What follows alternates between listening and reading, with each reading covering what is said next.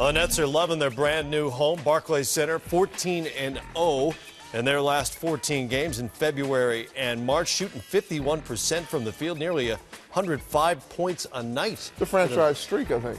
It is. That's the longest. I just said that. Yeah. Sometimes you were right there. My right ear sometimes doesn't work. Well, Matt. So the first 31 games, they were 10-21. Yeah. Brooke Lopez goes down with the injury. Jason Kidd's wearing a tie. Yep. And we're like, there's no way this team can make the playoffs. So Knicks and Nets are going back and forth, struggling early in the season.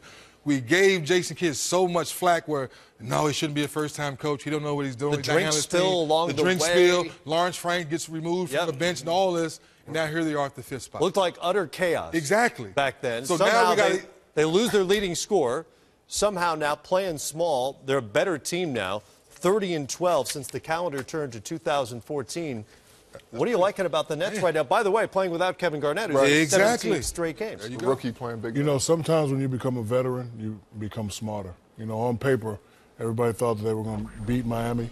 And, you know, I think when they came in, guys were a little bit too unselfish. Nobody knew who was going to take over. But I seen Paul Pierce do a couple things I haven't seen him do in a while. He had a shot at the top of the key, but instead of taking a shot, he's looking for Joe Johnson. So I'm going to go on record and say their 1-2 punches, Joe Johnson and Darren Williams, and everybody else just plays off of them. You know, Plumlee plays a lot of energy. You know, Garnett's going to do his vocal thing when he come back. And then as veterans, you know, they said, listen, we're not going out like this. You know, J. Kidd probably speaks their language, and, you know, they're just turning around. And the good thing about the East is, you know, you're in 4th spot. You know, your record isn't really that great.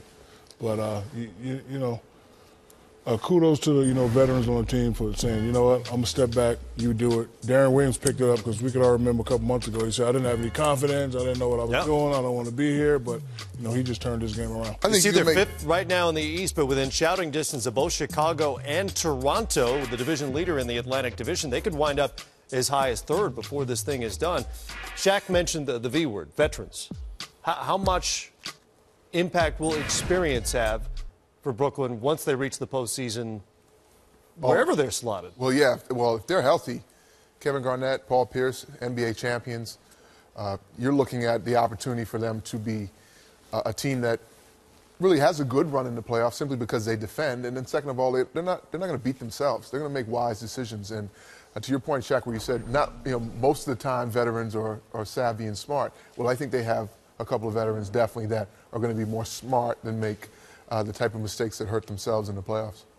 And I just think overall they're playing confident basketball. A guy like Sean Livingston's out there playing just free-spirited basketball because Jason Kidd's giving that confidence. So with his size at 6'5", 6'6", playing the point guard position, being in the passing lanes, and now to your point, Shaq, when KG gets back, he's behind on defense, kind of orchestrating, telling guys where to go. And offensively, you're starting to see that ball movement we talk about a lot.